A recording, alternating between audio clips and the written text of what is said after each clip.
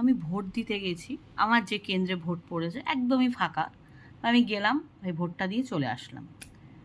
ভাই আমি, একজন মহিলা গেছে, তার হাজব্যান্ড মহিলা, তার মেয়ে, তার মেয়েটা আমার নতুন নতুন বিয়ে ফিয়ে হয়েছে, এনিহাও। ভাই আই এম তো অবাক, ভাই এটা ভোট দিতে এসছে না কোনো বিয়ে বাড়িতে এসছে? ভাই গয়না, ভাই কোথায়, এরা কারা ভাই?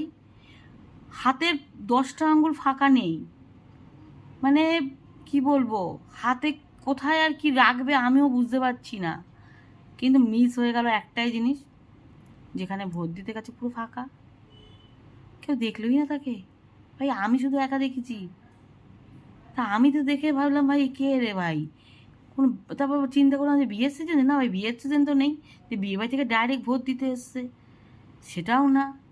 ভাই কে, কারা ভাই, এরা কারা? এত সময় কোথায়, এত চিন্তা ভাবনার, যে ভোট দিতে যাব ভাই এটা পরবো, গয়না পরবো, গাটি পরবো, জানি না ভাই। এসবও দেখতে হচ্ছে। বয়স আমার খুব একটা কম না, এর আগেও অনেকবার ভোট দিয়েছি, ভাই কোনোবার এসব দেখিনি, এইবারই দেখছি এসব।